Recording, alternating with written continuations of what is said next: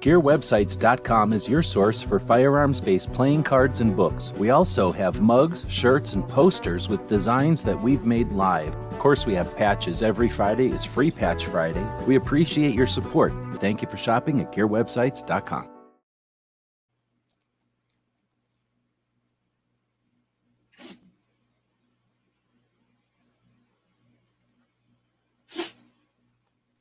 It's 11:59 at Radio Free America, and this is Uncle Sam with music and the truth until dawn. Right now, I got a few words for some of our brothers and sisters in the occupied zone. The chair is against the wall.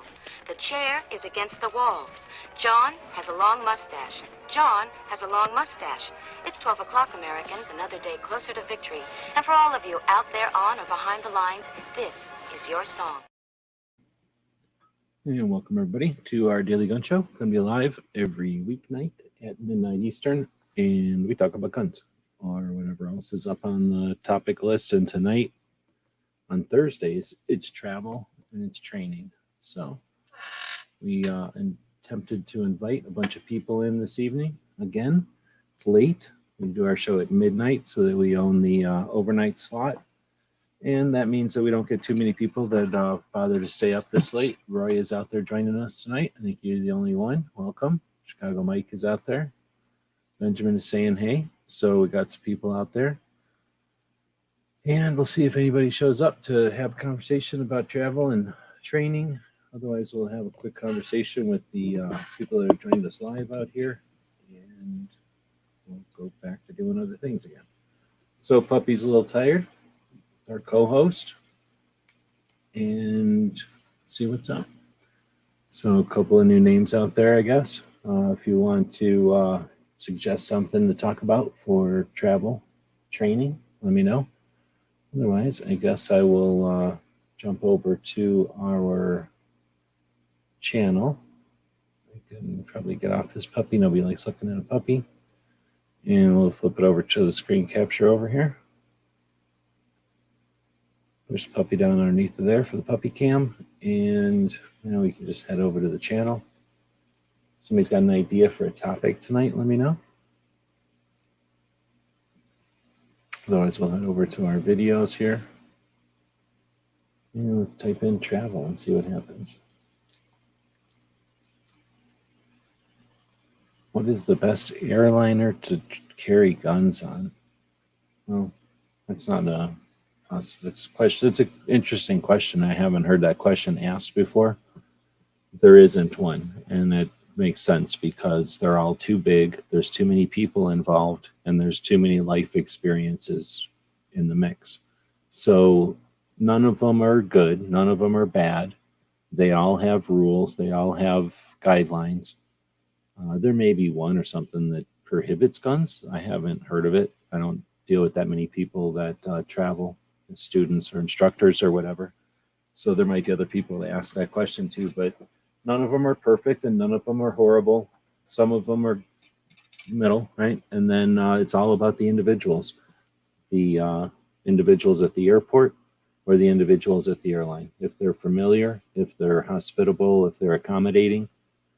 Honestly, it's no different than if you're tall or if you're fat or if you've got a bird with you or if you got a little dog in a container. You know, it's there's things you can do to set yourself up for an experience, and there's things you can do to lack of preparation can set yourself up for an experience. So it's an interesting question, but my answer is there is none. Anybody that would suggest there's one, they're telling you their experience. That's it. Like they're just telling you their personal experience. Over the years, listening to countless conversations about this kind of stuff, just overhearing them. It's not like I break down walls or something to get into these kind of conversations, but as they've happened, can't remember anything that's struck me as a consistent airline that hates guns or a consistent airlines that's so good at guns. Another facet to it is you'll find airports in the States that guns are more normalized. You know, that guns haven't been removed from society to the point where the humans that work at the airports aren't familiar with them. So you go into the states where guns are more common, more normal, and those states typically have more chill agents and more chill people working there. But airlines, one of the nature is you could get up in the morning and be needed halfway across the country. They'll just put you on a plane and you'll go work a shift halfway across the country, right? So you might be dealing with somebody in a gun-friendly state who actually resides and lives and deals with, the unfriendly places. So it's an interesting question. There's probably other people to ask that to. The last time I flew with a gun was probably, I don't even know, 12 maybe, probably something like that. It's been a long time. I drive in a van so that I don't have to fly, but also so that I can bring things home and stuff. Like flying by air is good for people that aren't bringing a lot of stuff with them, but I'm typically bringing stuff either back or with me or something like that. Good question, though. Hopefully, I answered that. If I didn't, feel free to throw some more in there. This isn't my style. I don't like just sitting here answering questions. I'll do it, but I really open the show up to have conversation. So I appreciate the people asking questions. Feel free to ask them, but it's not my motivation to just sit here acting like I know everything. So we'll see if anybody joins us tonight. Like I say, I've sent out quite a few links to people who both travel and train. If you're interested in talking. Otherwise, we'll wrap this one up. I've got tons of things I'm working on. So Chicago Mike is saying, what are your thoughts on NRAM being in Dallas next year? I don't have many thoughts on NRA annual meetings. I'm a big fan of the NRA. I'm not anti-NRA like a lot of people default to. That's an anti-2A position to take. So I have no problem with the NRA. I understand that they're not perfect, but it's an opportunity for us to work together and change that. So the NRA meetings are one of the catalysts for that. So because no one uses them as that, I have almost no interest in the NRA meetings anymore. They have significance to the community, and I understand why people go to them, but I have no interest. So being in Dallas is interesting. Dallas is a cool town. I like going to Dallas.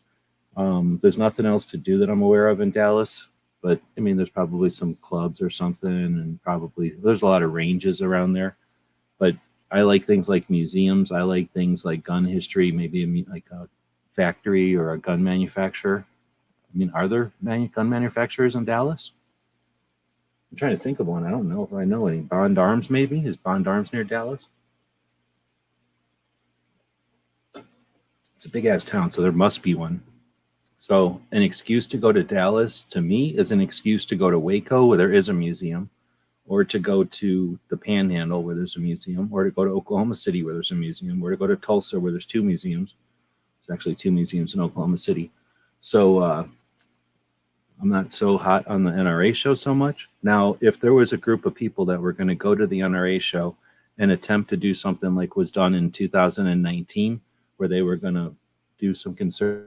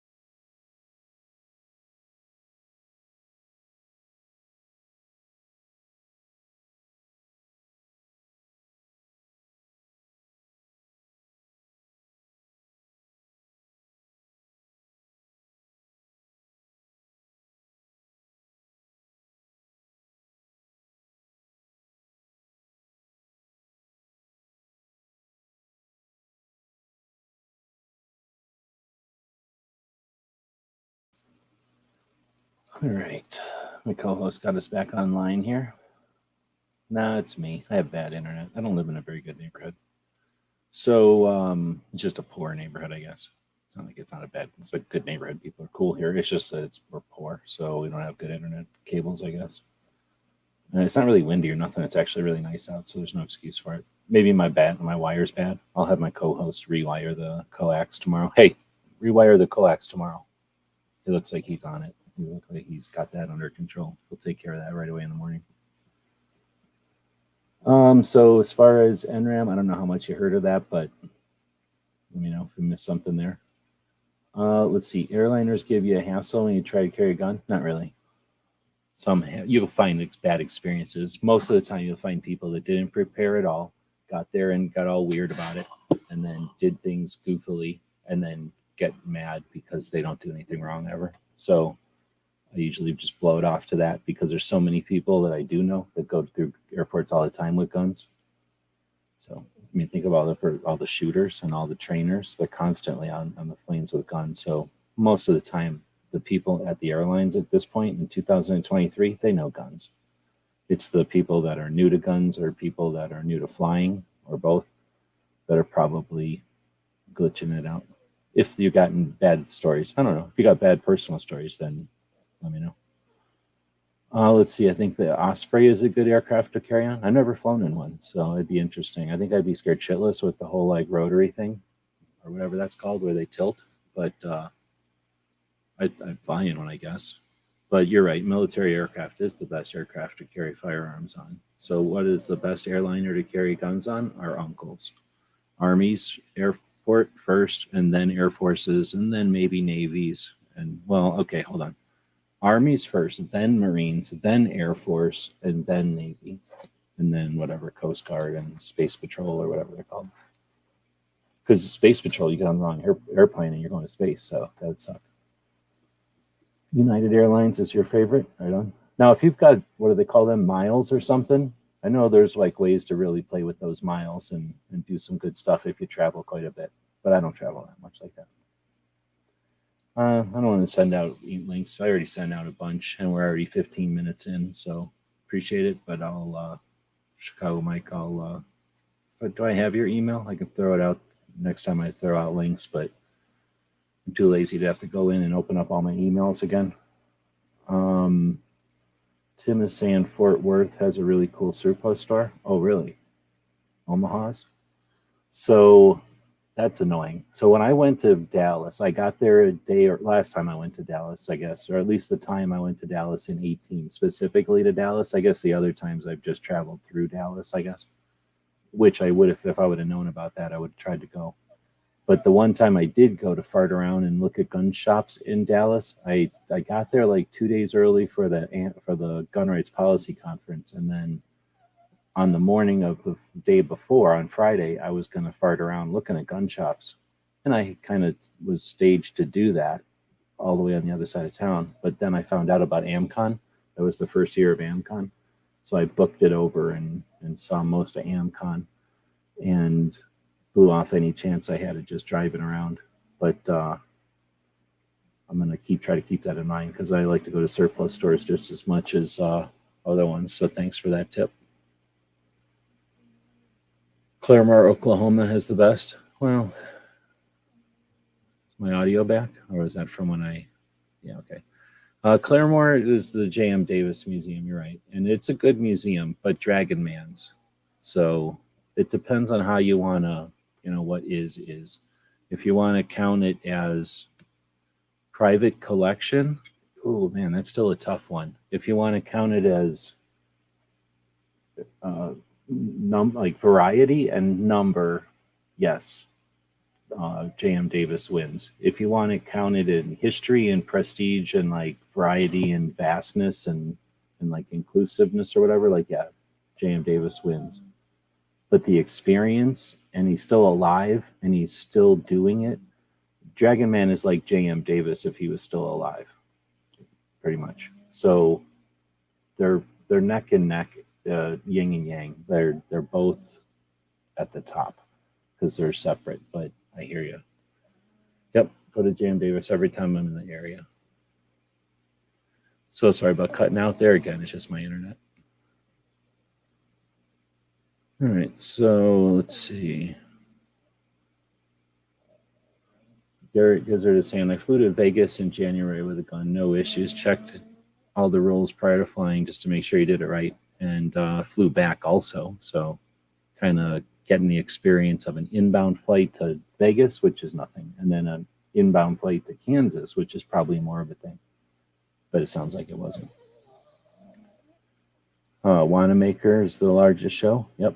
Most of the people that, well, not most, but at sometimes, most of the people you'll find in our chats have been to Wanamaker multiple times. Gun channels used to meet up at Wanamakers for a number of years. Definitely an experience for sure. Worthwhile Fun is out there. Good evening. Sorry I missed the big event yesterday. Looks like it had a pretty good turnout. I'm digging that picture from the stairs. That was pretty good. Gizzard is saying he's been to Wanamaker 8 times so far. Right on. All right, here we go. Do you think boxing is a good training program for self-defense? That's an interesting one. So I'm not the biggest advocate or knowledgeable or whatever it's called of like the martial arts, but I am not a big fan of the ones where you just get down and wrestle with other dudes, roll around, because that's all fun in sports, and that's like really neat when you're trying to show off, like, oh, I'm stronger than the other guy or whatever. I know some kind of technique to yank his arm. But in reality, if somebody's trying to kill you, they're just going to kill you. So I'm not getting anywhere near them. So I like the idea of boxing over some of the stuff where you're going to try to kick somebody, because in reality, wearing boots and all kinds of stuff, you're hardly kicking anybody ever, not effectively. Again, in sports, when you're exercising or having fun, kicking is great. Judo, man, I really like judo, but I also really like Aikido. So I think if there's, I like Aikido a little bit more than boxing, but I like boxing more than any of the other stuff. Any of the Brazilian roll around on the floor Aikidos, or not Aikido, but roll on the floor jiu-jitsu, or Taekwondo even. Sorry, Foss. But I think boxing is the kind of stuff, especially because there's quite a few different kinds of boxings. I think you can probably keep yourself entertained boxing. Definitely keep yourself moving in an upright position like a human. And I think that's, I don't know, you could talk to people who actually go around doing stuff for a living and let them tell you, but I'll bet you none of them roll around on the ground with anybody except for sport and to exercise, because that's how you get killed. So I've never been a fan of that. Doesn't make any sense to me. I don't know if that's popular or not. I know it's cool to like Brazilian Jiu-Jitsu right now. But we're about 20 minutes in. I wish somebody would join us. I don't like really doing these shows where I just talk. I mean, I guess some people dig this stuff. You might like listening to it. It's not like I hate it. It's just really, really awkward, and I don't like doing it. So I'd rather host shows with have a panel, and I don't mind giving my insight when we have a conversation going, but this just seems like I don't know, like a lecture. It's boring. So, and since nobody's paying me to do the show, except for the Patreons who haven't given me any feedback one way or the other, we're going to wrap this one up. Some of you, Gizzard and others, probably know what I'm doing, but I'm working on a giant project right now. Actually, 3 giant projects right now, but right this evening, 1 giant project. I guess I'll throw the link out to channel members real quick, just in case there's any channel members out here. If there's any Patreons that want the link, let me know. The only one I know of is Gizzard and DJ, and they already have links. So I'll just drop it into the community tab for members, and then we'll go look at a video or two. All channel members, just so that I give them the opportunity here, technically. But I guess that's what I was going to do before anyway, just go over here to videos and screen share, and then we started getting some comments. So I do appreciate the comments. Like those have been perfect if we had a roundtable discussion here, really dig into. Benjamin saying, I box and I don't plan on using it in a gun situation. I plan on boxing in a less tough situation, like a drunken thing. Yeah, the problem is that you don't get to decide what the other person's what's going through their head. And when they've decided they're slighted or they're offended or they're dishonored, and all of a sudden things change really quick. So I just don't like to get into fights.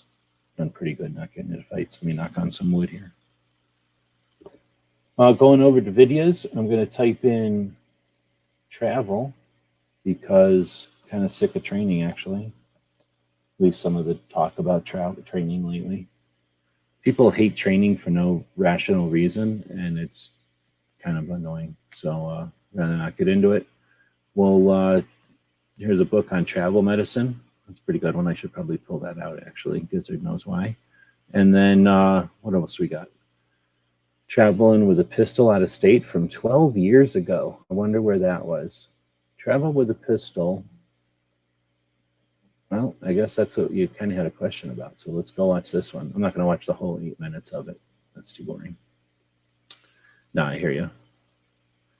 It is good to have the confidence of like knowing what you can do though, so that you basically know how to get out of Dodge and you know what you're capable of, and so that if something does start going down, you know when is the last minute you can do something, or you know when it's getting to be too risky to do stuff. What is going on over here? Oh, and actually that video is trying to play.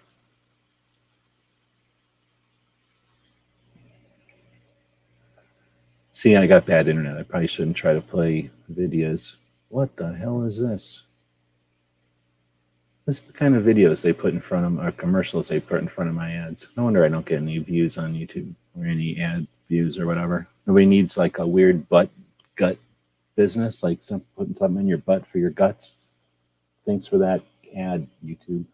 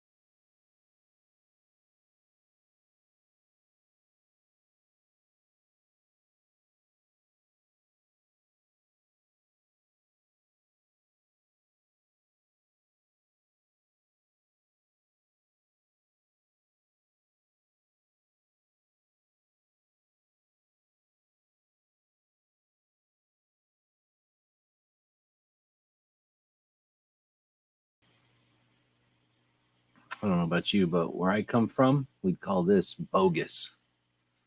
All right, try this again.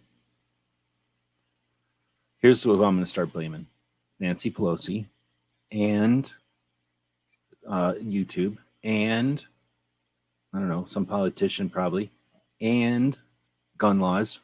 All right, now we can watch this video. Well, upon getting our luggage from the baggage claim at the airport, just open it up to make sure everything's there. There's a notice of baggage inspection in there from the TSA. Pretty much says they randomly check your checked luggage, and we'll open it up and look through it. And if it's locked, it says the officer may have been forced to break the lock on your bag. TSA sincerely regrets having to do this. However, TSA is not liable for damage to your locks resulting from this necessary security precaution. The backside looks like it's in Spanish. So, do you know how they open your bags? They just jam them. Around through it, or no, looks like everything's where it was.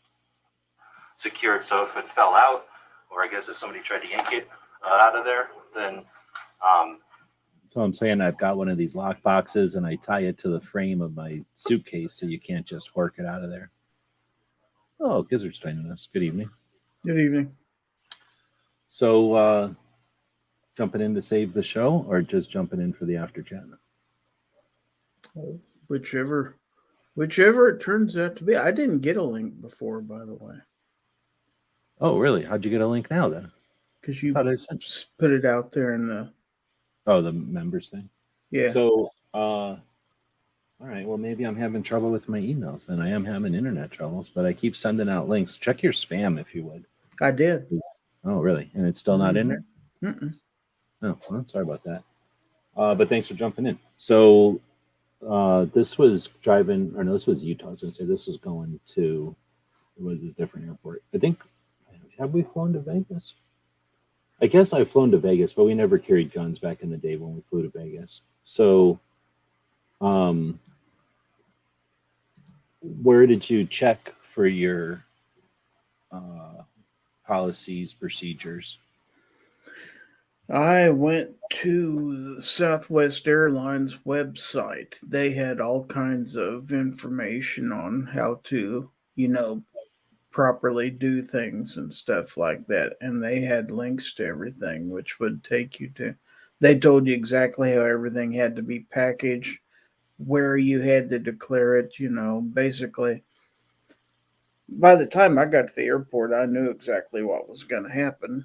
So it wasn't a surprise. Plus, I had friends that had flown before with firearms who told me the same things. But I wanted to see it for myself, and what they told me was correct. Yeah, whenever you get advice from somebody who's done something like more than a few times, they're going to be like, "Oh yeah, don't worry about it. Yeah, yeah, yeah," and that becomes pretty frustrating because then you're like, "Well, I kind of do want to worry about it at least the first time, right?" Like, Well, I was one pretty risk. apprehensive about, I just don't want to be the guy who makes a mistake and, you know, all of a sudden you have 10 uh, TSA officials, tackling you. Yeah, and then I've not even with guns, but just going through TSA as a gun person is annoying and frustrating, like stressful every time because you don't know if you got a case somewhere. Who knows? Like those things go everywhere when you're shooting. They go everywhere because they're heavy. Like you can just have bags on top of each other, and cases will, especially empty cases, will fall all over the place. And an empty case is all kinds of metal, and it stinks really bad, like gunpowder. So it's like for a dog, that's like the easiest thing for them to smell. So I'm always concerned about that. And then I think it was 10. I took a bag with me to North Carolina for NRA show and flying and after I got back, I think I realized that this was one of my range bags. I just liked it. It was a good size for the plane and everything. But I had like, how when you open a bag, sometimes in the bottom, this was like a big rectangle square type bag. It had corners. So in the hems or seams or whatever those are called, like where the corners kind of meet, there was like a couple of rounds in there. So it went through TSA twice, I think, with all that in there, going to NRA and back. Wow. And I didn't even know until I got back. So that was, and what are you going to do? Like, that's the kind of thing where you don't know what you don't know. So it's like I say, it's that level of stress for me, even if I'm not carrying, just going through TSA. But now that I've done it one time, now that I have that under my belt, I wouldn't be near so apprehensive to do it again. So it's still not fun, mind you, but The going through TSA part, how about travel? Once you're in the place where you're going around with a gun, what was that experience like? Or had you already experienced that through driving trips? So that wasn't a big deal. as far as carrying in Las Vegas, yeah, I had done that previously in driving trips, so I wasn't worried about that. Okay, so at the destination, at least for Vegas, you felt comfortable once you're out of the airport and just going around Vegas again. Oh yeah. Now, how you've been traveling a number of times now in different states and stuff, even as so far away as Nebraska, from what I understand. And each of those states, each state does have a little bit different, whatever law for sure, but like attitude about it, even things like duty to declare. That's the most frustrating one. Like, what states are you driving through where you have to tell them you got a gun and you got a CCW? Because most states, you just shut up about it and everybody's happy. Nobody cares about it. It's not an issue. Just like if I got a big sword in the back, nobody cares. It's on a, it's not coming out. It's not an issue. But at least back in the Western states, it's usually like that. But there's some states where if you have to declare, then it becomes a whole big thing. And then it's like, well, I don't want to just declare every time I talk to somebody. So that for me was the biggest annoyance traveling state to But you state. can look that stuff up online. I mean, I'm a U.S. Law Shield member, and you can go on their website, and they have resources as far as reciprocity and the different rules in the different states. There's other things to consider too. If you're carrying in a vehicle, some states will allow you to open carry in a vehicle. Others, it has to be concealed.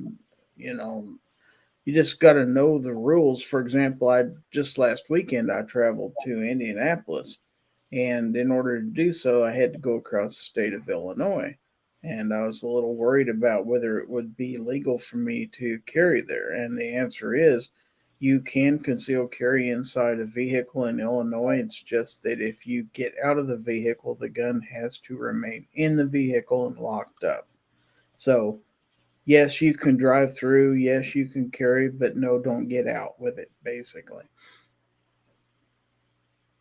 So, So knowing that stuff ahead of time kind of puts your mind at ease a little bit. Okay, here's what I got to do that's different than home. You know, just saying thanks to Benjamin for the questions and for joining in tonight. He's taken off, it sounds like. We're here every weeknight at midnight. A little late tonight because of the co-host. I needed to go stand outside and not do anything, even though he should have done something out there. But we got a poll going. Which is better for 2A in 2023? Travel for 2A or training for 2A? So we'll let that one cook for a minute. And then, again, anybody who's in here live or watching us live, joining us live, I don't really like to say watching us live because hopefully you're part of this conversation. I could record these things.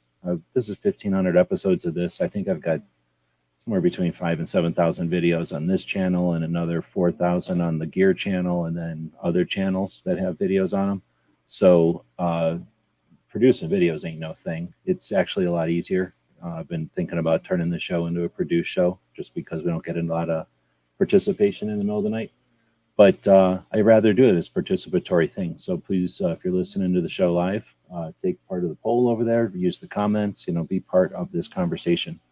If you're listening to the future, that's the cool part about the internet too. We are traveling across time and physical space. So you could be somewhere else in a different time in the future, listening to this, saying something in the comments, wherever it is your listeners find the video, and then you're participating in this conversation in a way as well. So do that. That's the funnest part of the internet is the ability to go back and forth. You're not just watching, you're not just having to listen to what we're saying or we're telling you, what we've decided to prepare for you. Instead, we're experiencing all here. You're being part of it. So thanks again to Benjamin, and thanks to Gizzard and the others that are out there tonight. I see AR Guns is up. Good evening. So I kind of cut you off there as you were talking about being in Vegas. How different is Vegas? Or unless you would keep going with that, feel free. But I was going to say, I guess, how different is it when you go to Vegas versus Indianapolis versus the other places you've traveled with a gun? As a CCW, I mean. as far as being in the city itself, you really don't have a whole lot to worry about other than uh, some of the casinos don't like you carrying in the casinos. So you've got to watch out for stuff like that. Also, we ran into an issue where we did something as simple as wanting to go out and visit Hoover Dam and found out that they do not allow you to have any guns in the vehicle at all if you go down there to visit Hoover Dam. So it Yeah, well, helps to research this stuff ahead of time. the issue there is they don't know when you've got a gun and you're at the dam. They don't know what kind of gun you got. You might have any caliber of gun, and if you had one single 45 ACP round accidentally go off, it would take that whole dam down. The whole entire. That's probably true.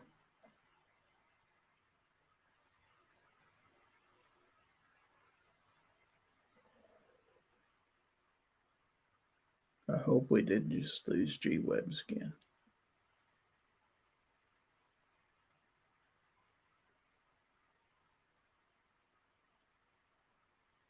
But if you're still out there in the audience, it sounds like G-Webs may be having more internet issues. So stand by. I'm sure he'll be back.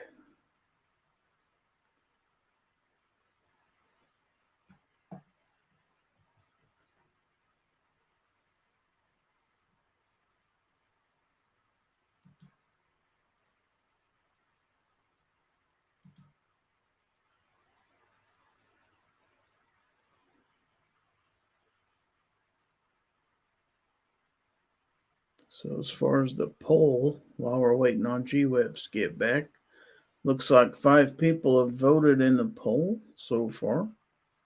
60% say training for 2A is better in 2023, and 40% say travel for 2A is better. DJ says, hold it down. I'm doing my best. Hosting your show is one thing, but trying to jump in as a interim host on somebody else's stream is a little different. Let's don't forget, for a good portion of the country anyway, it is Friday. Don't forget that Friday is Free Patch Friday. Every Friday is Free Patch Friday at gearwebsites.com. So if you're out there and you like cool stuff, patches, stickers, and other items, make sure and visit gearwebsites.com. I might go ahead and put that link out there for you, at least in the Gun Websites YouTube chat. But that's basically the website you go to, gearwebsites.com. No dashes, no spaces. And check out the cool stuff they have there. We're waiting on G-Webs to get back if you're out there in the audience, or if you just came into the chat. It's not just my show. You did not click the wrong thing. This is the Daily Gun Show.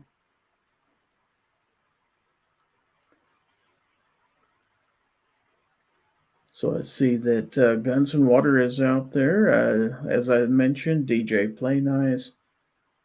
I believe that Benjamin Vanover is out there. Let me see who else it says is waiting out there. That's it. And Benjamin may not be. I'm not sure. Okay, G-Webs is back. Well, that was weird. So, yeah, I guess my wire's probably bad or my internet's bad or something. So I apologize for leaving you hanging there. That's all right. I tried to talk to him while you were gone. So we were talking about the difference between states, I think, right? Like how different it is carrying in one state from another. Right. I don't know if you had a chance, probably had a chance to figure that out. I don't know if it's I'm on cable. So there's a cable wire that goes from my, let's say this is my modem and this is the wire that comes from the city or whatever, the cable company. That wire is a piece of spool of wire that I've been using since like the 90s that I used, I think probably once to install either cable or cable TV a long time ago. And I bought this thing of wire cheap. So I refuse to throw it away. And I've been using that same thing of wire. And usually every about 8 months or 12 months, I got to go chop a new piece of wire off of it, put ends on it, and replace the one that's there. It kind of goes through a window. You know how like a wire that goes through a window can get kind of kinked and bent and broke. I think that's what's happening. Or maybe the change in weather is constricting it, and it's an old wire. Maybe that's just enough to crack that inner core. I don't know, but I think it might be my wire. But one thing that was helpful is when I did my web search before my trip to Indianapolis, the state of Illinois actually has a very good website on rules and regulations for concealed carry, including for people from out of states. And they actually had a pamphlet you could print out. which I printed that out and stuck it in my bag when I left so I could read through it. But it basically told you everything you needed to know as far as what you could or could not do in the state of Illinois. So if you have questions about a state, if you've never traveled through it, uh, do yourself a favor in a week or two before your trip, do a search, find some information. If you have to, call some people. Uh, And it that can way. be, well, you'll find the links out there if you look, but Mhm. it's annoying because like some states it'll be the Department of Public Safety, other sites it'll be the Department of something else, other times it'll be like Division of the State Police. I think Florida, it's the Department of Agriculture. So it's, it can be kind of Wow. whoever it was assigned to at the time, I think. So back in the day, that used to be more of a thing. So I guess my first trip was 9. So, since then, trips driving around, I guess I've had pretty good situation, I suppose, or I don't want to say luck because it's just the luck of the draw, but, my situation with an Arizona concealed carry is pretty decent reciprocity. Like, we don't have a picture on ours, so it's not as good as some states. Typically, if there's a picture on your CCW, you're going to have more reciprocity with like more states because they, for whatever reason, dig that more. But or more states like that. But Arizona is pretty good for the states that I've traveled in, and then having a couple has covered it. But the duty to declare, that's the thing. And when you really get into it, how much research do you do into, and I guess this is sort of training for travel, how much research do you do into things like duty to retreat and the adjacent situations or issues or laws or I guess situations that we have to deal with as gun owners or gun carriers or that kind of thing. That's true, because just because you have constitutional carry doesn't mean that certain laws do differ. I mean, you may have castle doctrine in your state, like I do, and then you travel to another state and they may not. So that's important to know. It's also important to know, for example, if you see a sign that does not allow carrying of firearms, does it carry the force of law? In my state, it does not. In other states, it may. So you might want to familiarize yourself with the variances. No, is But I guess one of the things I was saying too when we were talking about this is when I was traveling in 12, it was, I don't know, it's hard to know if there was a thermometer of, or I guess some kind of scale where 100 would be really easy and 0 would be really difficult to understand the laws in the various states. Back in the old days, it was very difficult. I guess it was very easy because no states let you carry any guns. But then, as soon as there started to be some states with carry, it got to be pretty annoying because you had to figure out what states even had carry, period. So sometimes you were putting your gun into your car, in your trunk or something. Illinois is still like that, right? So, you're not allowed to just carry in every state. You can possess a firearm in states, but that doesn't mean you can just carry it however you feel I like it. I could carry it in. I could carry it in my concealed carry holster just like I would anywhere else, as long as I was in the vehicle. But I That's what could not Illinois take it says out of now. the. Yes. See, that's interesting. So that's actually better than I would assume because I thought it was if you're not a resident of Illinois, there is no reciprocity without an out of state Illinois CCW, like an out of state resident Illinois CCW holder. I thought that everybody else just they assume everybody else is a non-carrier and everybody has to take their guns and put them in Right. And that's what I lockboxes, which is had what I always heard do. beforehand. But when I did my research, I found out that was not the case. So, Oh, because, yeah, well, I had been under the assumption that, yeah, you had to unload the gun, it had to be in your trunk or something like that. yeah, But I've that got wasn't those the little case. boxes with the wire, like you saw in the suitcase. I mean, essentially that same thing, except that I own like 70 of them because they cost $20 and I always forget them and I need them. So I buy a new one wherever I'm at. But aside from having like a half a dozen of those things, Those things are what I use for that. You can unload, put it in there, put it in the trunk, 100% away from you, and they can't complain. But if you have to get out, like if you stop to get gas or go to the restroom or eat or anything, Flat tire, that's what I'd be scared of. Yeah. then you have to basically, put it away where it is not visible from outside the vehicle, like lock it up in a box or whatever and lock your vehicle. That's basically it. You can't get out with it if you're an out of state resident. That's so you can, as long as you can safe travel, basically is what Illinois is allowing you the ability to do. So, which was fine because, quite frankly, I did not stop in the state of Illinois either time. I drove straight through both times, just so I Yeah. wouldn't have to take any chances. Yeah, same with New Jersey, and I didn't even drive into New Jersey because I could go. I went out of my way to drive into Pennsylvania more to not even drive in New Jersey. And same in Delaware, I just drove straight through because I didn't want to Yeah, risk because anything. then you have to worry about magazine restrictions, and Yep. in case of New Jersey, I don't even think you can have hollow points. Oh, see, yeah, exactly.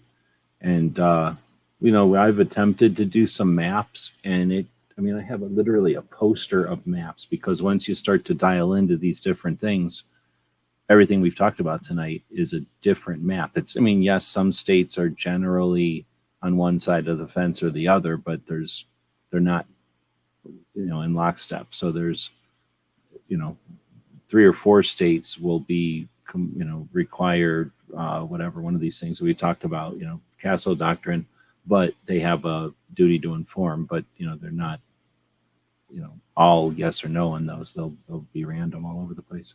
As far So as attempting to duty, keep track of it is tough. as far as duty to inform goes, now I live in a state where you do not have a duty to inform. However, I always do anyway. That's just my personal preference. So I would do that regardless. But that's just me. Not everybody's me or would do It that. depends on the circumstances. If it's like a new law enforcement officer, you can tell they're young or they're, the way they act, they're new to the job or something. I might be more inclined. But when it's like, let's say it's a roadblock, you don't have those as much down up by you, I imagine. But let's say it's a roadblock. I'm not going to be like, hey, I got a gun in the car. Like, they don't care. They don't. They're only making sure you're not doing whatever it is they're roadblocking you for. If it's drunk driving, or if it's illegal aliens, or if it's drugs, they're gonna do what they were gonna do. So there's those kind of things, and then there's if they're stopping you because, I don't know, let's say on a holiday weekend, they'll just do the thing where they're throttling traffic through an area or something, and they'll just wave everybody through, and every 10th car they look at you or say something at you. That's what I'm saying. Like, when there's not every interaction, but maybe a full, and then even when we get pulled over, I guess more recently they'll say, "You got a gun?" And you go, "Yeah." And they go, "All right, you leave yours alone, I'll leave mine alone," or something to that effect. And then you go on. I think I don't know, we're old and we're men, so I think they probably just assume crap. But being a younger person, being somebody who's new to guns, take different advice. I'm not saying don't declare, but I'm just saying my issue is, and I've had this happen at least once. I'm guessing you haven't had this happen. I don't remember anymore. There's a video about it because it happened during YouTube era. But at one point, I was driving this smashed up vehicle because my vehicle got smashed up and I hadn't bought the cop car yet. And they pulled me over because my vehicle was all smashed up. And it was like a state trooper pulled me over in town. So I don't even know if they technically had the authority. They were probably just trying to fill a quota or something. But they pulled me over in a convenience store parking lot thing. And then, it's just a moving violation type of thing. So it wasn't like a big deal. They didn't bring in all kinds of extra cars or anything. It was just to like throw the lights on, pull you over, give you, a money ticket. But the thing is, I forget how it went down anymore. But the long story short is, I had my 357 in my pocket. The dude goes, "I'm going to pull it out of your pocket." I think it was a dude. Pulls it out of my pocket and then unloads it. And that was creepy and weird. So that I didn't like. So I would have rather not even said anything if, to avoid all that. But in that case, I'm pretty sure that guy would have asked no matter what because he was so scared of guns or whatever, or so concerned about them or what. Well, I don't know if you haven't. to be fair about it, the only encounters I've had with law enforcement since I started carrying are, believe it or not, all because of deer accidents that I've had on the road. So I've Oh no, never yeah, actually been pulled over for any infraction or anything. This is just me calling the highway patrol to report an accident. right. And it's like another, like an interaction.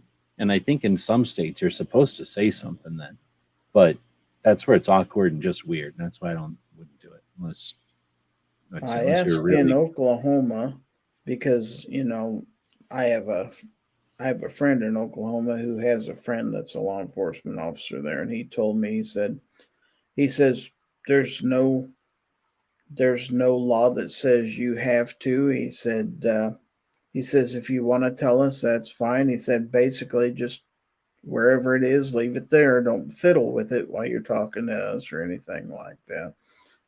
Most of the time they're gonna be just fine as long as you're not funny about it.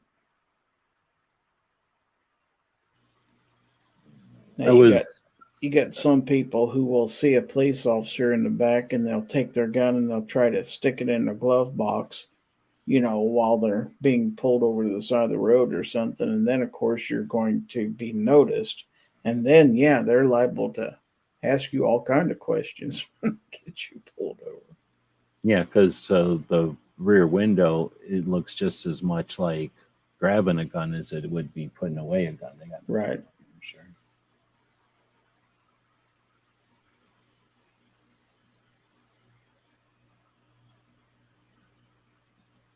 But So there are people who will drive down the road and have their gun laying on a seat beside them and stuff like that, or stuck in a console.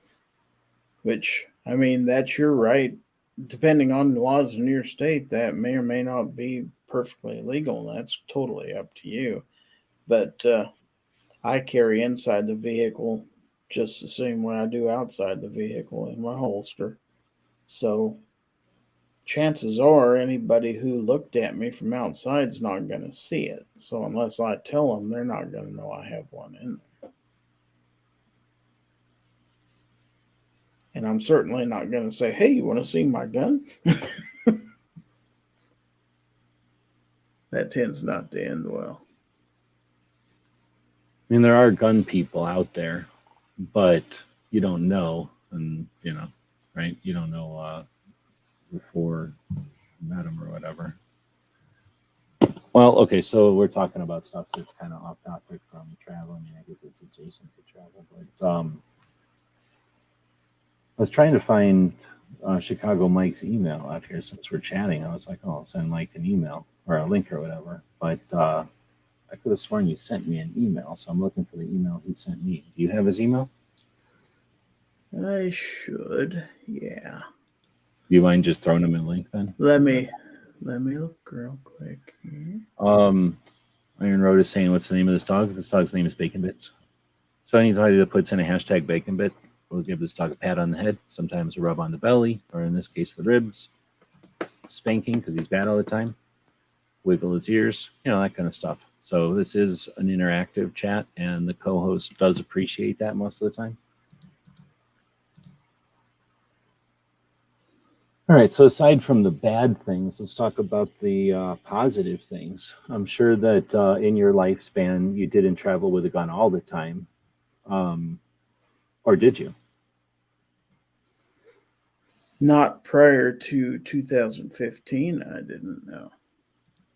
So whenever we traveled, we always had guns, but it wasn't like back in the day you could carry a gun. So you could, like Castle Doctrine or whatever you want to call it today, like you were allowed to defend yourself. So when we traveled, there was guns for defense, not just like, oh, we're going to bring some target guns and we could use those for defense. But we had firearms for defense if we were traveling on the road trips and stuff.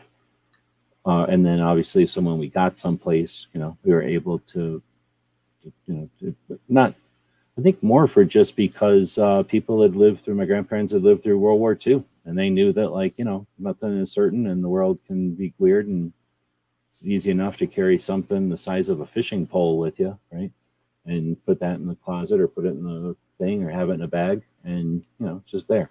So, you had some like stray animal or a rabid dog or a rabid raccoon come in and just act weird or try to kill your dog or something. You have a tool to deal with that. Something really bad happens and you're stuck somewhere and you have to grab a couple of doves or something to eat lunch. You got that, or a rabbit or something, right? You got that covered as well. So I think that was more of what it was back in the day. And then I just kept that with me. So I would usually have some sort of rifles. I mean, ever since I've been legally able to, I've just always, if I'm traveling, I've got rifles and a shotgun or something with me. Because back in the day, you couldn't carry pistols.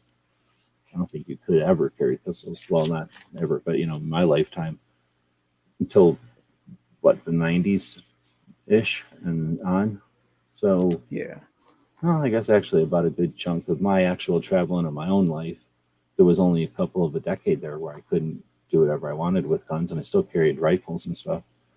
So, and then plus rifles are just cool to carry around because if you're in the middle, like let's say Wyoming, and you're just sick of driving through some boring straight place, you got something like you find some place where you can stop and eat lunch or something, and then you can do some target practice or shooting or something. It's an inexpensive, fun thing to do.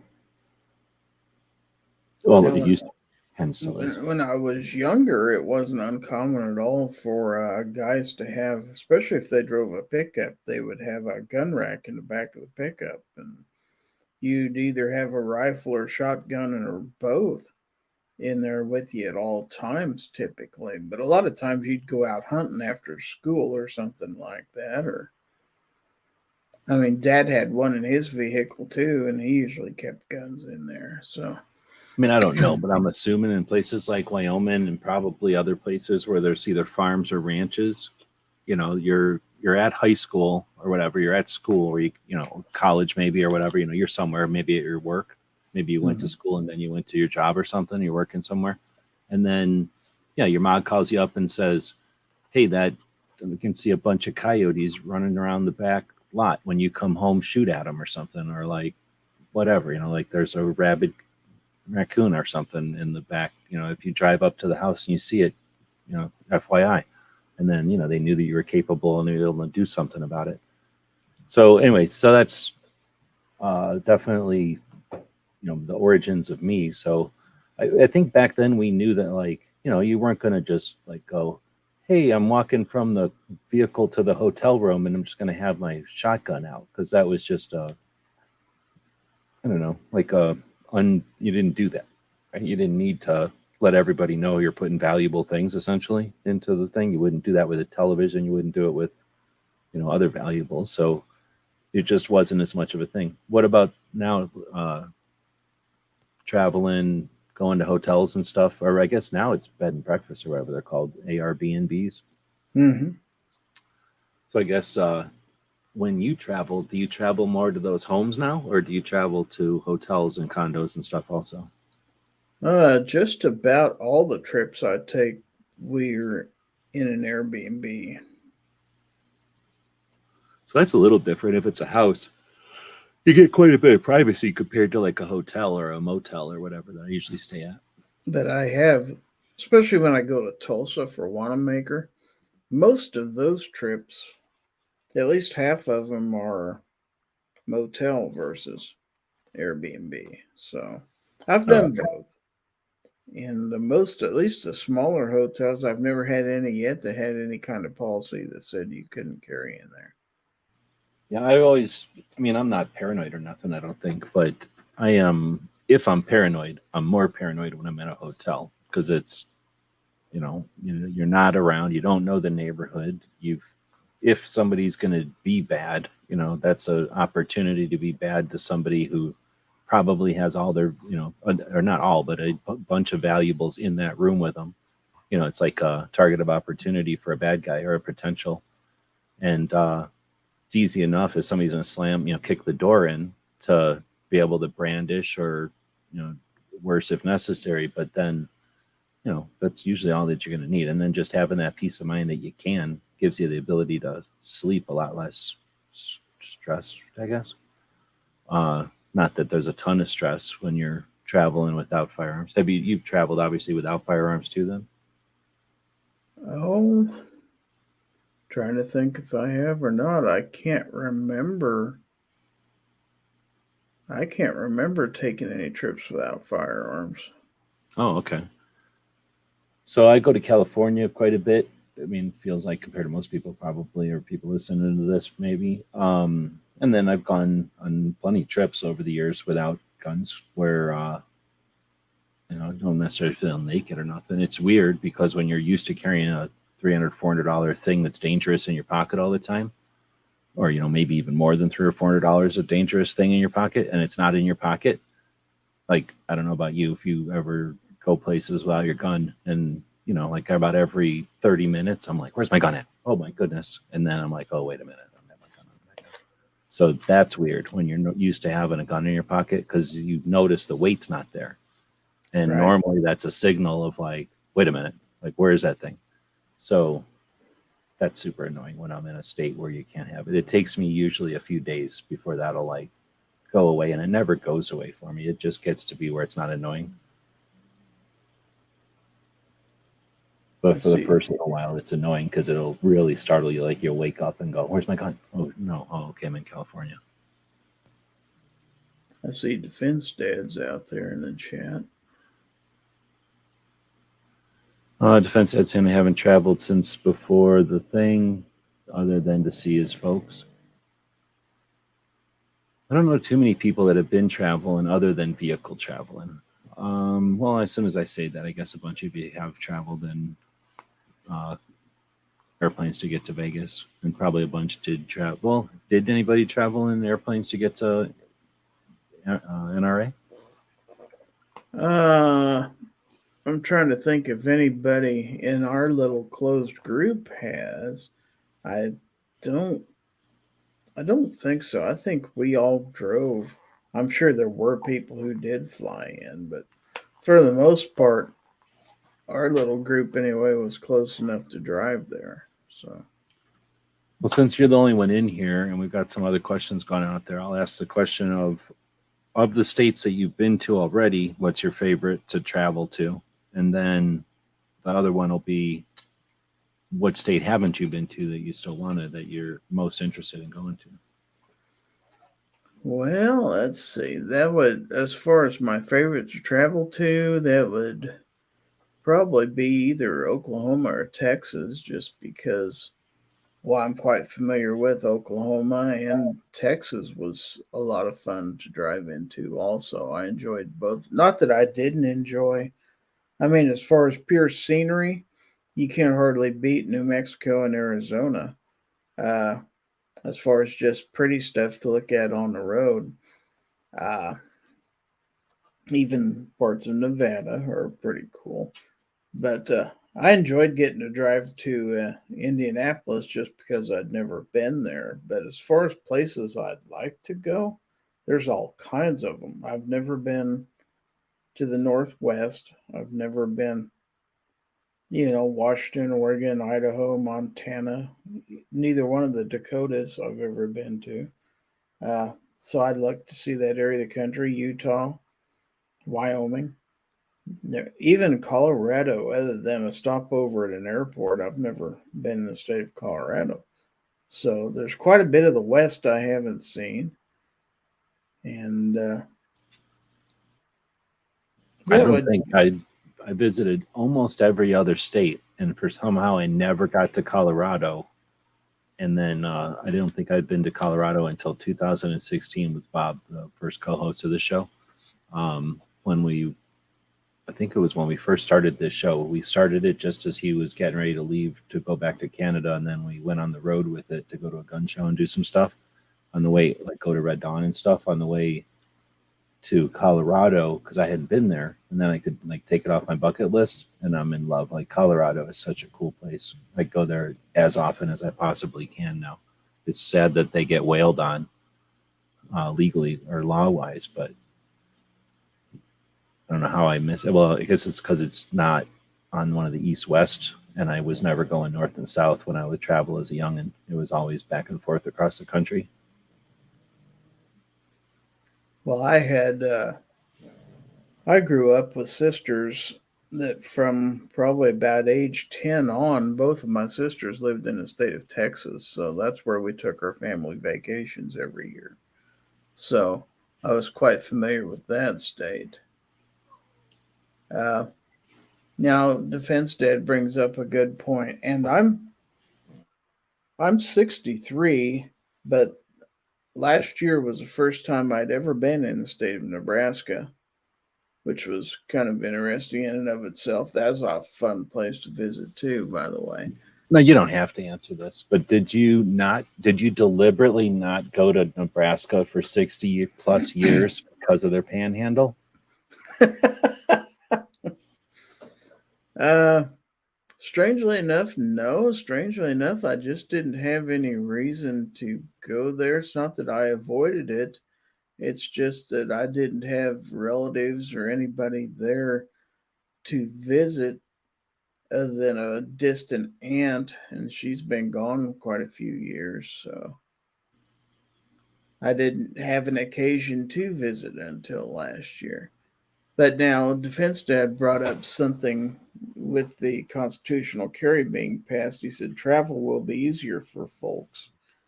Uh, I do believe that Nebraska was one of those rare states that if you were traveling from out of state, you actually had more right to carry than state residents did. Oh, they accepted constitutional Yes. carry. Yes, they had full reciprocity with Kansas. So I had rights as a non resident that state residents didn't have, which was really weird. So yeah, I carried last year when I was there. I definitely, well, yeah, it won't be in effect by the time I'm there. I'll be there again in June, and their constitutional carry won't be in effect then. But I'm not too worried about it. But I am very happy that they're getting it.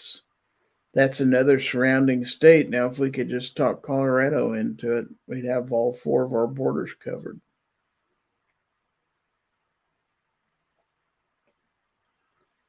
Because we've got constitutional carry in Missouri. We've got had it in Oklahoma for a few years. So it's good to be surrounded by like-minded folks. It makes you feel a little less vulnerable to be in the middle of something like that. He says the governor signs it next Tuesday. From what I heard from Paul Lathrop, who also had an invite tonight, theirs takes effect in July, and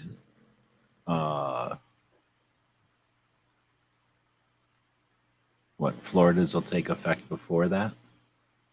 So Florida will be 26th, and then Nebraska will be 27th. I don't know when Florida's takes effect. Well, according to Paul, it was before that, and I forgot what he said. Or maybe he said Florida was July and That Nebraska may be. was September. Because in Nebraska, it's 90 days after the governor signs it, or at the end of the legislative session, whichever comes first, Okay. which I believe would put it sometime in. Well, if it's 90 days, that would be July. So, But I haven't done the research. I have been doing some other stuff, so I haven't really come up to look around at what the current status of these are.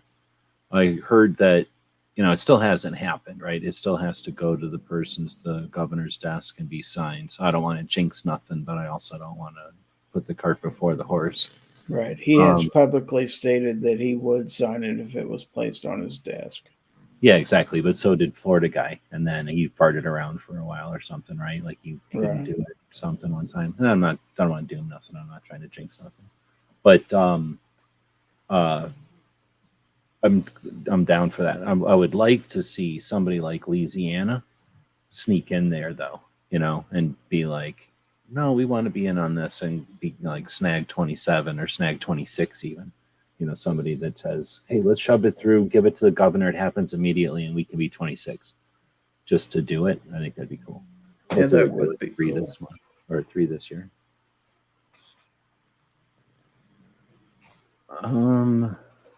Wait, this is coming in. I'm just going to do something real quick. 21. Good. Juggle in a couple of things, and I've got I get paid to eat, and that I just want to make sure I got my email about it, and I got the email about tomorrow, so I'm good to go. I didn't miss one of my getting paid to eat sessions. Nice. I'd highly encourage it if you're interested in eating for free and get paid to do it. I'd look into it because it's definitely a thing you can do. The only reason I don't do it more is because I don't think it's that healthy. So I do it, a couple of times a month. Right, that'd be my major concern. I got pretty sickly. I didn't feel real good when I did it one time, like 6 times in a month. I'm like, oh man, I made some money, but then I was like, oh man, I'm getting all fat, and I don't like eating this all the time. That and the fact that most of your major chains are a good deal of a drive from where I live. I don't have, like you were talking about, Five Guys a few weeks ago. I have to drive an hour to get to the nearest Five Guys. So, but there are others. But that's just the one that I prefer to go to. But there are, I'm sure most restaurants do it. It's just a matter of, figuring out where the company is that hires the people to do it. Anyway, there's some of that out there, and we've been going for an hour. I want to jack the gizzard off air. The members have a link. I've been trying, like, not quite the whole time, but I've been poking around all my different emails. I know that Mike, Chicago Mike, sent me an email one time, and I can't find it. I'm looking all over my inboxes, and I figured it was this email or my main email, but I do have a ton of emails, so I've been looking around to see if maybe it got filtered or shuffled or whatever that's called, forwarded, but I haven't found it. Did you ever get to send him a link? Yes. Okay. Well, again, apologize, Mike. I was thinking the show was going to end, but once Gizzard jumped in, kept it going for a bit here. Oh, thank you. Appreciate that. Yep. And otherwise, though, we're going to wrap this one up. Thanks to Gizzard again for giving us something to keep going for a bit. The goal of this show, honestly, would be to stay going overnight. I can't do that on my own resources right now. So we have some Patreons down there, people that support our projects. They effectively subscribe to our projects. You may not be able to hear it, but this dog is actually asleep, even though I'm rubbing his head like this. It's like playing a fancy bagpipe. It's like a pug pipe. He's still asleep. He doesn't even wake up doing that. I don't know if you can hear that. But the Patreons are essentially subscribing to what we do, right? Most of them are buying us a cup of coffee once a month, and then a couple of them are buying us lunch once a month. That accumulates, and it kicks out bills. It used to pay a bunch of bills and really gave us a lot of time to work on projects like this one. Now it's quite a bit less, so we appreciate it even more with the times and the interest in the kind of stuff we do. We definitely appreciate the people that make it possible for us to spend time on this. We are looking for sponsors, but I'm not going to work with just anybody, and I'm not going to put just anything up on the screen. So we're going to be a little bit snooty with that, but eventually we'll have a little bit more ability to spend time on this show. I do have goals. I'd like to create an overnight show where people can get together and not just have a conversation, but grow their projects, get better at what we do, and create modes of communication and channels of communication that are stronger than these platforms that we're running them on. Right now, we're running on a thing called StreamYard, very powerful software. We shove it over onto YouTube. We shove it over onto Twitter. Some people shove it onto Facebook. I don't. But the tool is strong, and we can actually do other things with it. We just haven't. So I'd like to pursue those kind of things and evolve our what we do, because we I don't know, other channels probably just do stuff online or just do stuff on YouTube. I've always been interested in doing stuff in real life with people at places over and over, creating traditions of things. So that would be the goal. So people that are interested in that, seeing that happen, jump over on Patreon. We send out stuff to Patreons, like emails and links and things that only Patreons get. Technically, channel members get them also over on YouTube. I understand that people like Gizzard is not a fan of the Patreon, so he uses the YouTube channel membership for essentially the same thing. You can subscribe to Gizzard's projects by essentially buying them a cup of coffee, buying them lunch, buying them a box of ammo, whatever you like to think of it as. And then he's able to, again, not even think about spending those hours on Friday getting ready for the show and then hosting the conversation that keeps our community together. People take that for granted. I don't like people to do that. This is not easy to run live shows. It's not profitable really at all. It's actually detrimental to profit because these long shows ruin the channel's numbers, which make it difficult to get actual subscribers or advertisers, I guess. And then there's no way to get ad revenue. So, it takes time away from the things that we would have to do if we were profit oriented or just having to pay bills. In addition, keeping these conversations going, keeping these communities alive is vital. People take it for granted when something stressful happens, when we're under attack, when we need to fight, that we have methods of communication. And YouTube could care less. Gizzard, Chris, Ghost, think of the people that host conversations with panels weekly. G23, right? I'm trying to think of Hillbilly just joined the group, right? There's a slot on Sunday for people. Barbecue occasionally sloppily rips off other people doing that kind of thing. So, those kind of people that keep the conversation around, keep a community together. And there's probably other people in other communities, but I know that the people in these communities are real and that, they're hanging out with each other at places and stuff. Well, that's when it's super critical to have these rooms, these places, these meetings every week. So I really appreciate that. And the people that support the people that do that are the drops that don't realize they are the flood. So thanks again to those Patreons, to those channel members, and people that buy stuff from our Gear website store. So if you want to jump in, hang out, or there's a link over on the YouTube channels. Or if you're one of the 24 people that got it in email, go look in your junk mail or whatever it's called, spam. Otherwise, Gizzard, you want to plug anything on the way out of here? I've got a live show, I guess, for most of the country. It's later on today. It's Friday evening at 9 p.m., Foul Territory. We'll be doing a recap of NRAM. We'll also talk about constitutional carry in Nebraska and any other topics that come up tomorrow. So I'd love to have everybody there. And just want to say thanks for the invite, as always. Yeah, thank you for jumping in. Like I say, I'm not really, I know some people like to, are able at least to just talk, and I feel really uncomfortable doing it. I don't like doing it, especially when I got things that I feel like are imminent that I have to work on. Iron Road asked if Marshmallow gets belly rubs still or not. Well, number one, she never really liked them. Now, I mean, she'll take a belly rub if we're sleeping or something. Like, she's fine then. But if I just walk over to her and try to give her a belly rub, she's all weird about it. So with this little guy, she's gotten a lot less, like, what's the word for that? When they're just shy, I guess, or whatever. So, I mean, Gizzard knew Mello back in the day, I think. And I guess you didn't get a chance to meet her, but you've seen her in the videos and stuff. She's really changed. But I mean, you haven't met her now or been around her now that this dude's around. No. Because he's really unlocked her shyness or whatever. So that's gone. So anyway, now she would probably like a belly rub. But she's also like a total loner. She's like a teenage girl. She just wants to be over there by herself. But anyway, and then on top of that, Stinko here is supposed to be going potty outside, so I had to take both of them out because he won't go potty unless she's standing there. And she got bored of watching him not go potty, so she decided to eat a bunch of cat poop. And then, some cat comes in my yard and poops. So 1, I don't like a cat coming in my yard and pooping. 2, I don't like my dog eating it. 3, this dog should have been pooping. So it was a whole fiasco. So while she should get a belly rub, she might not be getting one tonight because I don't want anything weird coming out of her if I rub her belly, for one thing. Yeah, Stinko.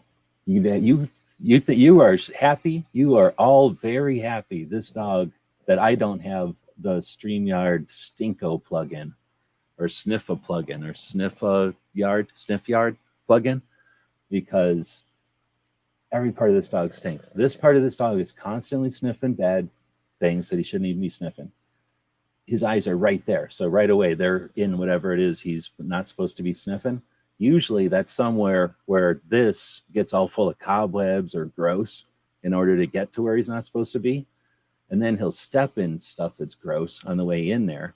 And every time he pees, he has to step in it with one of these back feet. Like that's just tradition. Like pee on the ground, step in it with one of these feet. So these feet are gross all the time. From about here up, I'm guessing he smells like urine, like a wino. And then from here, let's say it's like a mixture of barf and poop. And then from here, it's whatever filth and gross he's sticking his head in to sniff. Yeah, this guy's like, if you took a junkyard and caught it on fire and then poured sewer water on it to try to put it out, that's what this guy would take a bath in and smell better after. He's gross. He's a stinko. No, he's not that bad, but he is pretty bad right now because he hasn't had a bath in a while. See, the white dog, I don't have to bathe her that often. She sheds constantly, and that kind of dog, you're not supposed to bathe them all that much. You're not supposed to get them that wet, according to the internet. This one, I don't think it's the same way. This is the kind of dog where once he starts stinking, you're supposed to clean him. So now that it's getting nice water or nicer out, he'll probably get like a pool. I'm thinking those things are only like $8, those little baby pools, and let him play around in that. I bet you that'll be a good YouTube short too. Now he's definitely getting a pool. Sounds No, he good. smells like Dan Feinstein. You're right. Well said, Defense Dad. You reminded me that he probably has the same Dan Feinstein kind of smell. Now he's offended. Now he's mad. He might wake up on that one. All right. Well, with that, we're definitely ending it. But thanks for the mention of Mello. She is a big dog for the most part, and she doesn't get any kind of attention because she's huge and she won't fit up here, and she has absolutely no interest in jumping up here. And like I say, she kind of digs the fact that I talk to him all the time and leave her alone. She's a loner. All right. How's George, since we're talking critters? He's right here sleeping on my table that he's not supposed to be laying on. Have you thought about getting one of these booster seats? And then that gives them sort of a nest that they can't fall off as easy. Well, he thinks this is his nest, but I've got a bunch of stuff on this table, and he gets on the edge of it and then shoves my stuff off to the edge. So occasionally you'll hear stuff go bang on the floor, and then he gets in trouble because that's what cats do. Yeah. Well, it's your fault for putting it on the table, technically, but I didn't put him up there. Oh, no, I'm saying by putting stuff on your table. Oh, yeah. How dare I? If you just leave everything open for him, then you'd be better off. That's true. Although then he'd probably feel bad that there's not stuff to kick over. Yeah, it's more fun this way. Where are you going? Okay, well, with that again, go grab a Gizzard membership, go grab a Patreon, or I'm going to throw up an ad for our store that was made by Foss. Thanks for that. Go check out our website store. There's the link.